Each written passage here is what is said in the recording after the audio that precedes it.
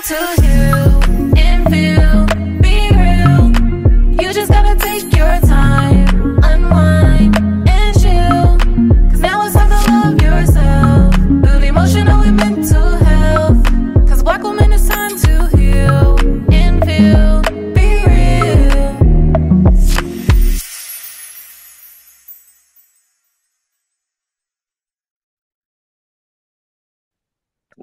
Hello, everyone. Welcome back to another episode of Black Women Healing Podcast. And today we have a special guest. And I think it's going to be really good to get to the nitty-gritty of our mental wellness a little bit more. So today we have Dr. Ingrid Waldron.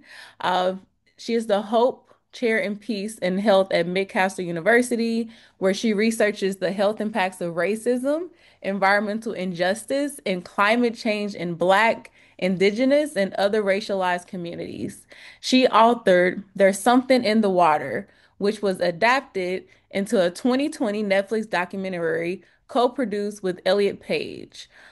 Waldron founded the Enrich Project and played a key role in developing Bill C-226, Canada's first environmental justice law. Wow.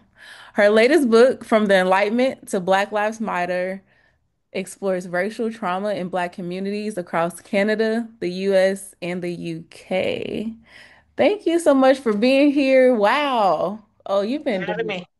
you've been doing Thanks. work. Um, but so the this or that segment. So now that we know who's with us today, we have Dr. Ingrid Waldron. We're gonna do our this or that just to get acclimated and have a little fun. So this or that. So I want to say this or that. Let's see, what are some topics going on right now?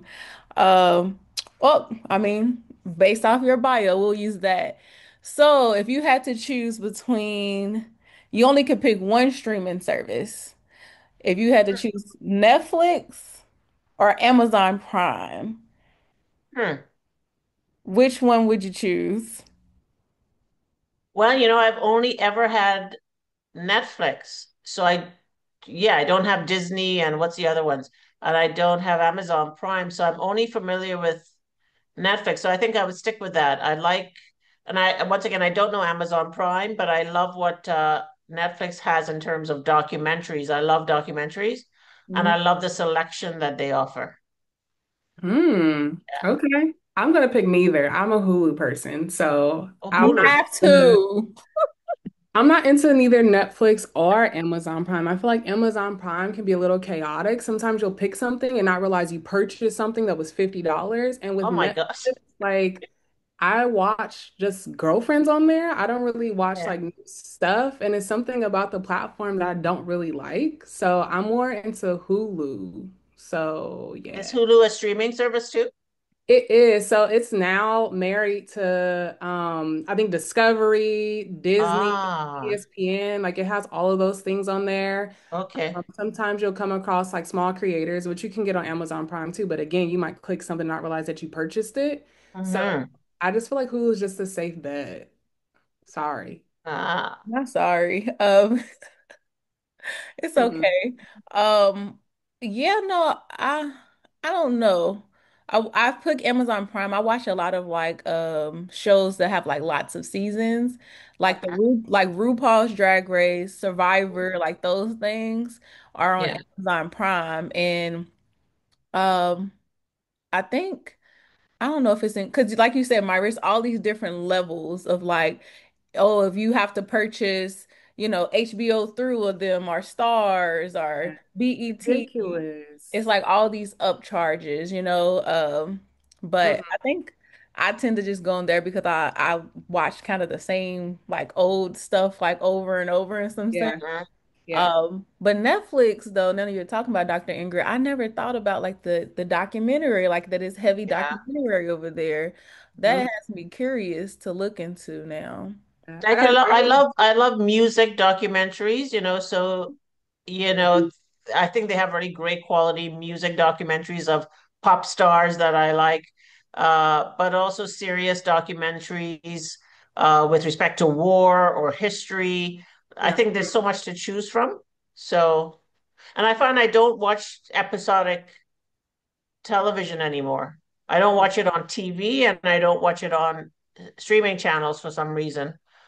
I just go straight to the documentaries and to the specials and to the concerts. Like Beyonce's concert was on Netflix, right? So going to pop concerts, watching those types of things.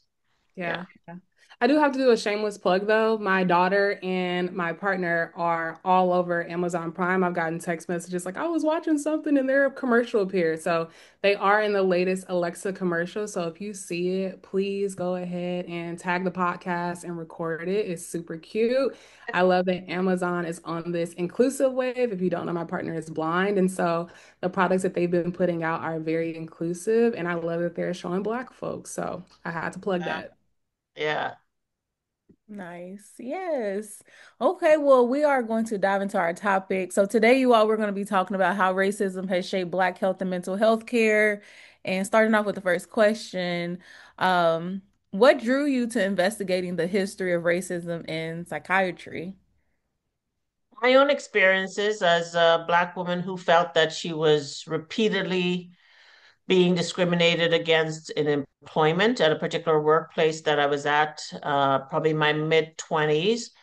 I kept going up for promotions and I never got it, despite the fact that just with an undergraduate degree, I was the most educated person in that office.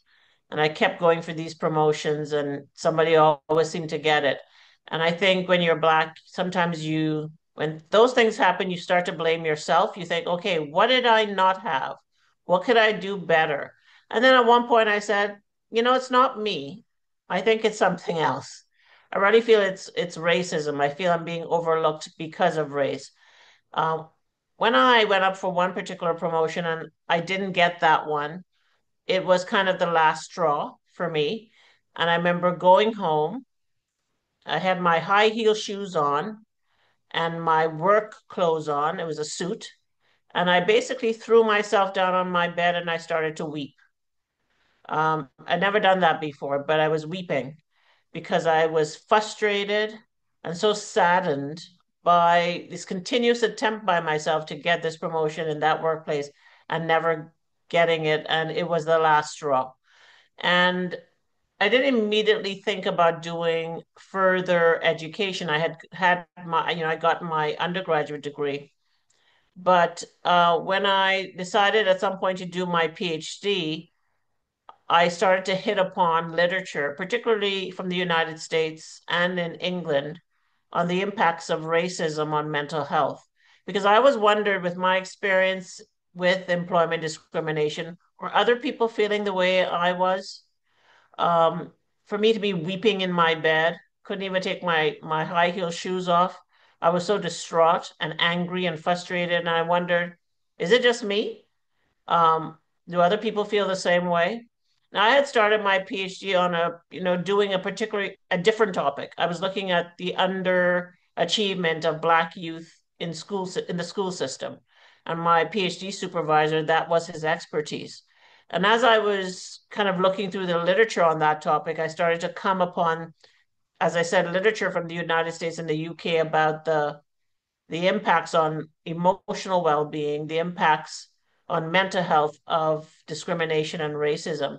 And it resonated with me because I was thinking back to my experiences in employment and said to myself, there's a whole canon of literature on this topic, and it resonates with me. I understand it personally.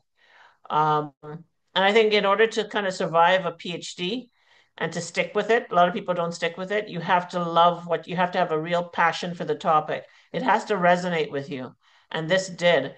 I went to my supervisor and I said, do you mind if I change my topic from the underachievement of Black students in the school system to the impact of racism on mental health? He was fine with that. And that opened me up to a whole bunch of interesting literature, Black feminist literature from the United States, you know, Kimberly Crenshaw and Patricia Hill Collins and all these people I knew nothing about. And they were also really great British feminists, from England, that I started to read. And they were talking about certainly intersectionality and the experiences of Black women, but also the impact of kind of trauma on Black women. And I said, this is what I want to do. This is what I'm passionate about. And I changed my PhD topic, and my PhD thesis then became about looking at the impact of racism on Black women from Africa, from different countries in Africa, the Caribbean, and Canadian born Black women, learning from them about how different forms of systemic racism impacts them, and how they seek help for mental health problems, the different approaches that they use, whether it's prayer or going to church or relying on a social support network or going to a psychiatrist or a therapist or doing yoga or meditation. I found that to be fascinating to kind of learn from them. What are the different coping mechanisms you use when you are emotionally distraught or when you are struggling with mental health issues? Yeah, so let's take a deeper dive. We're curious, how has everyday racism and historical oppression contributed to the psychological distress in Black communities? Well, very much so. I mean, in terms of historical oppression, that's something that continues, even though it's historical, as you know. Historically, there were particular ideologies and perceptions, stereotypes that were constructed about Black people that, as you know, persist today. Black people as aggressive, as hostile, as needing to be contained or controlled, Black men as hostile and aggressive, the Black man to be feared, the Black woman as angry, the Black woman as strong. We've got all these um, problematic stereotypes that we internalize in many ways, and that also cause us to not seek help, because if we see ourselves as strong and resilient, then many of us, Black women particularly, think it's a sign of weakness for me to seek help. And that's particularly problematic because with Black people, we wait until late in the game when we're in a crisis situation to get help. And sometimes it's too late, particularly if we have entanglements with the police, as we see many Black men have when police is called to their home, and Black men often end up murdered at the hands of police because they've left those mental health issues at this later stage where they haven't gotten help all along. So I think the imagery of Blackness, of the Black body, is one of strength, which may seem on the surface to be positive, but in many ways isn't. To be hostile, we're seen as aggressive, we're seen as violent, we're seen as criminal. And we have certainly internalized that over the years. And those stereotypes to me persist. All you have to do is look at popular culture and the media. Um, so I talk about some of these things in my book. I talk about particularly psychiatry has taken up those ideologies and perceptions. Psychiatrists are just people. They're just people just like anybody else. So when they make those diagnoses of Black people, I argue in the book that many of those diagnoses are steeped in racist stereotypes. You have to ask, why is it that Black men are overdiagnosed with schizophrenia and misdiagnosed? Why is it that Black women are underdiagnosed with depression? Is it difficult to see Black women as being depressed because Black women are supposed to be strong? Black women are supposed to be the pillars of the community. We're seen as mules of the world. We are Black superwomen, and therefore we are not afforded sensitivity, empathy, and care in the mental health and health systems. So when Black women, I often say when Black women declare, many, often, I'm a strong, we declare that very proudly. Yes, there's something great about being strong. I guess it's better than being weak. It's great to be resilient. But at the same time, are we stronger than anybody else, or are we posing? Because when we think we're so strong, then we don't ask for help. Then we don't think we need help. Then people don't think we need help. And then the care that we get is not to the same extent as other people receive care or empathy. So that's what's problematic about declaring ourselves as strong Black women. right? Yes. And when you said, are we stronger than anyone else? Are we posing? That really resonated because it makes me think about, yes, most times we are posing, especially if you think about the black mom, right? Like who has the kids and is doing a million and one things, and you go to help and they're just like, I got it. And it's Yeah. like, you're Yeah. literally posing right there. Mm. That was just me. I used to go to my mother in the kitchen cooking. She would say, Ingrid, I want you to learn how to cook. And then as I start to cut the vegetables, she'll take it out of my hands, the knife, and she would continue to cut the vegetables. So I never really learned to cook very well, Mm. right? But she was like most Black women. The reason we do that is because the Black community has that expectation of us. Mm. Black men have that expectation that we're holding it down. And we know as Black women that we are not superhuman and that we struggle with all of those roles and expectations that the Black community and our partners put on us. Yeah. So I don't think we're stronger than anybody else. Black people are a resilient community, yes, based on what we've gone through. Resilience might be something different. We shouldn't expect to be resilient. We shouldn't expect to be treated in harmful ways and to be resilient. We shouldn't be treated harmfully at all. But strong, are we stronger than other people? I think it's a pose. I think we feel we have to be. I think it's internalized. And I think other people then decide that we don't need care. Yeah. So then we're isolated. Then we're alone in our struggle because we got to keep it together. We can't let anybody see us demonstrate anything that we think might be weak. Yeah. Got to hold it together, Yeah. Totally right? agree. And I've been doing some research on how depression looks different in Black women. And Oh, I'm that's nice. curious. It's so like good to read it because I'm like, wow, I've been depressed and like not even realizing it. And what's coming to mind is like the Black woman who is like they're going for a PhD. And it's like you didn't even need a PhD or that doctorate. Or they're doing all these extra things around their house. They're now growing a garden. And it's like, why are you growing a garden? Are you even passionate about that? And it's like, no, I'm just doing all these things. Or they're doing the extra thing that looks really good to be doing or that maybe we call self-care when it's like no, you're posing. I'm stealing the posing part, but I'm curious for you if there are other things that kind of come to mind where it's like for a Black woman that's actually maybe a sign of depression.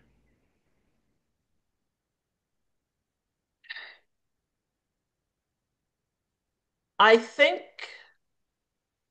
I don't think Black women, I mean, the stereotype of Black women as angry is a myth, but I would also say has some truth to it. Mm, You can have a myth, but there's also, it comes from some truth.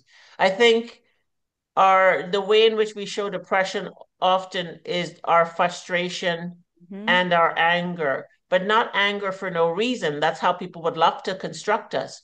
right. Anger at the injustices that we as Black women have to face based on gender, race, and class and income.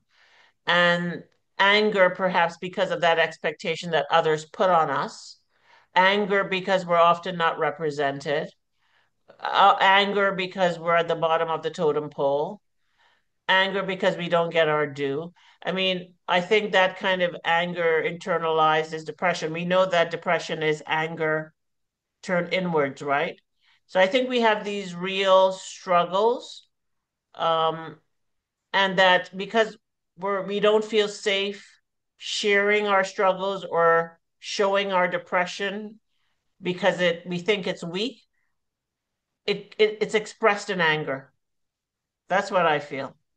Hmm. I feel our depression is expressed in anger in a way that maybe it isn't as much for every. So for everyone, if you look at the definition of depression, it is anger turned inward. But I think there are other communities that don't necessarily show that anger outwardly. But I think Black women often do. And it's interpreted as angry Black women for no reason, as domineering, angry, out of control Black women. But there's a real reason we are frustrated, right? Because of the injustices that we experience. And to me, that's the only way we feel comfortable showing our depression, letting people know that we are sad or troubled is to show it through anger. Hmm. Show it So, in other ways may be interpreted as she's weak. She can't handle it.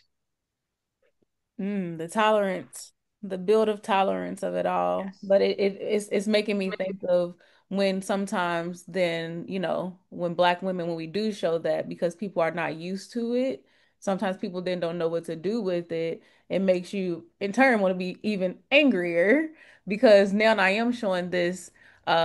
this more the sadness piece of it. I'm crying. I'm actually being vulnerable and now it's not being receptive Yes. Yes. recepted Yeah. or not shown with care and compassion as other folks and other Yes. women of other races would then, the world may stop, you know. Hmm. Um, and so I think we need to do it more so it can be normalized and so that people can get used to like, yes, like I as a black woman, I get to be sad. I get to be angry too though. And that's Yes. another thing. I get to have that, but like really us being able to just be shown up with care and Yes. compassion and like humanity, like and not a super woman, like you just said, like I'm not supernatural. I am still human. What So you're expressing to me is that you feel that we are not heard, yeah, and you're tired of repeating things to people and having people trying to get people to understand you. We are not heard because exactly. people have all these conceptions before they can get deep with us. They've got all these perceptions of us and barriers that they have to get through first in order to really understand our pain. I think, yeah, Black women have a lot of pain for a lot of reasons. We know that. Um, but when you express that depression and anger, nobody understands that it's depression. How could they? Because you're showing anger. So then they don't know what to do with you. So how are they going to provide you with care for depression if you are not expressing it as depression, but as anger? Hmm. What do they do with us then? Right? So and I mean, I know it's a rhetorical question, but that's the piece of like everybody like being more mindful of the awareness of even how things look different because it's not going to change overnight that black women are going to go from this anger outward expression of like this more sad accepted version. So it's this information like we're talking right now, like people listening and being able to share that and not even us just having to educate, but other people educating like, okay, if this black woman is showing outward signs of anger, whatever that looks like, maybe something else is going on here. Maybe I shouldn't meet that with, oh, they're just angry and upset right. and are just strong, and this is how they're showing it. Um, but sorry, I know it was a rhetorical question. I was just like, this is how. You know, the other way that we can show depression is through substance dependence. Not Oh, that Black women take drugs any more than anybody else. I don't know what the stats are on that.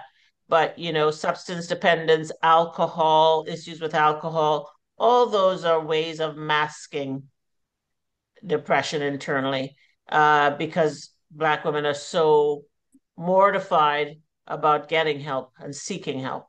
And also, we get those messages from perhaps our mothers and our family, which is to be strong, buckle up, uh, and that's not for us. That's not for Black people counseling and psychiatry. That's for other people. Buckle up, be strong, stop complaining. That's similar in other communities as well, right? That often you will approach a parent who is just not receptive to your pain or your hurt because that parent, like your mother, had to hold it down too. So she's not going to be that empathic about what you're going through. So it's very generational, intergenerational. intergenerational, yes. So, yeah. I'm curious, can you explain what environmental racism entails and how it manifests in communities? Yeah, so that's a big project that I do in addition to mental health. It's my other research area. And this happens in the United States. Environmental racism means that Black communities, Indigenous communities, Hispanic communities are often disproportionately selected for the placement of toxic industries and other polluting industries. So what you'll find is across the United States is that Black communities and Hispanic communities, other communities of color, they tend to have these toxic facilities, whether you're talking about landfills or dumps or petrochemical facilities surrounding their community. And those are pollutants that can cause cancer and reproductive health issues and skin rashes and mental health issues. And and we have a similar issue in Canada. In Canada, we don't have a large Hispanic population, so it's typically targeting Indigenous people and Black people, and I would say Black people in Nova Scotia, who are often referred to as African Nova Scotians. So I've done work in this area since 2012. Um, and as a health researcher, I'm really concerned about the health effects of environmental racism, because the more likely you are to be around, surrounded by petrochemical facilities, the more likely you are to be burdened by health issues. And the health issues I mentioned that are very serious health issues. Um, so it's a huge project that also has mental health implications. Not enough studies are done on the mental health implications, but when I was speaking to a Black community, that is dealing with a dump that has been in their community since 1943. Uh, this activist, female activist, said to me, our men are struggling, our Black men are struggling with substance dependence and drugs and different types of alcoholism, different levels of alcoholism because of that dump, because they live near a dump, because they have the stigma of Blackness and living near a dump. Others perceive them as the dump. That's what she said. People see our community members as the dump because we are Black, but we live near the dump. So therefore, we are extremely stigmatized. So they're dealing with the kind of social impacts of living near a dump, and that can cause depression.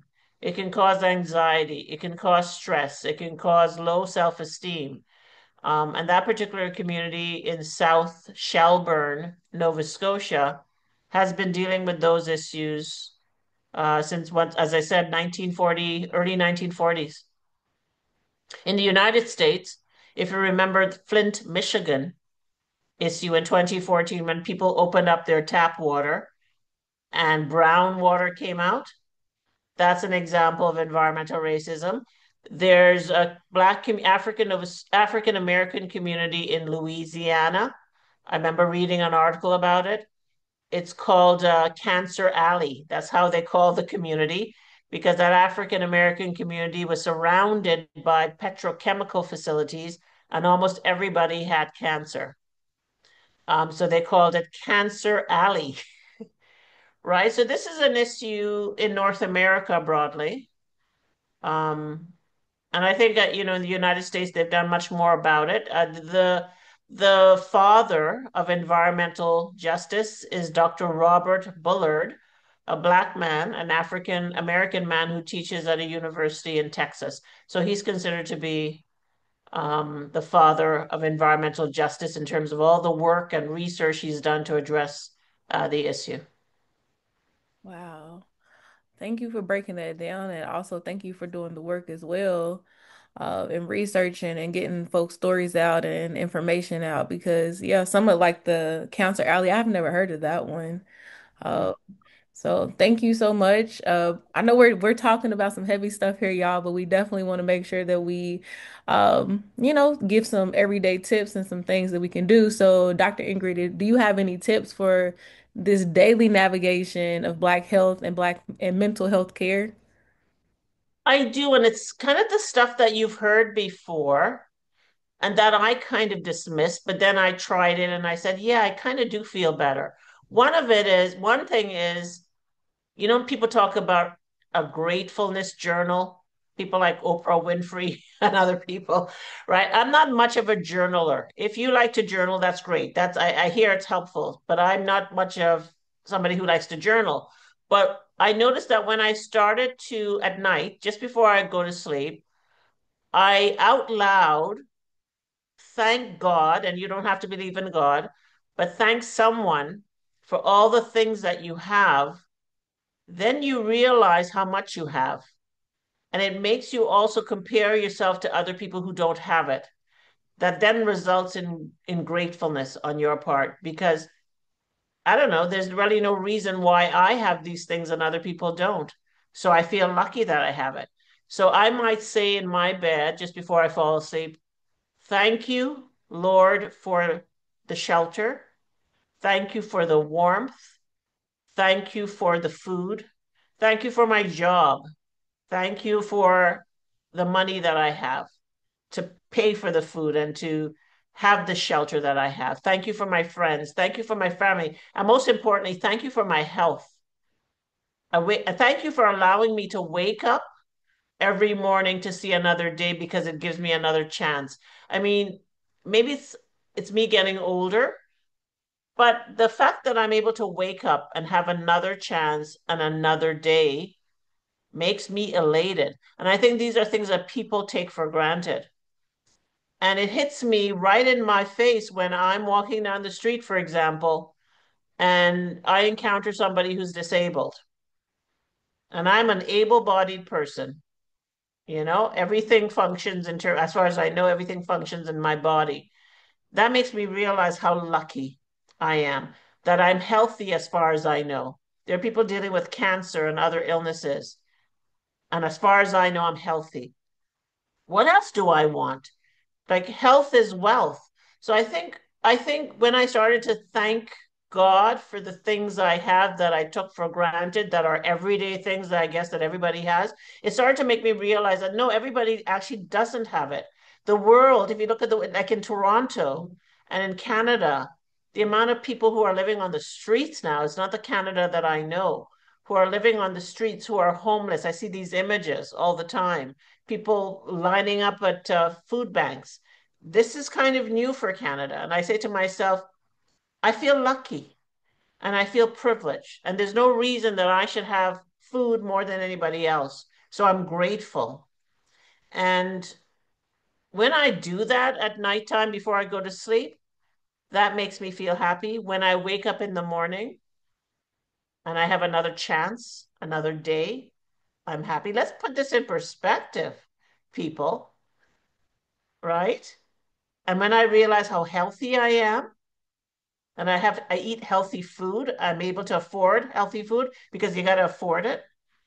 So those things make me happy. The other thing that makes me happy that I love to do is I have a space in my home with a chair that's turned backwards. It's a chair that is in the living room, but I purposely turn it backwards towards my very big windows. And at night, after I finish my work and I finish typing, I have a little like blanket on that chair and I turn the lights off. I cozy up with this blanket. It's a chenille blanket. I love chenille. And I sit, and I might look crazy to some people. I sit and I just look out the window. And it's not really meditation. I don't know what it is. It's not traditional meditation, but I look out the window and I try to clear my mind. And that gives me so much peace, so much peace. And I'm there for about 20 to 25 minutes and then I go to sleep.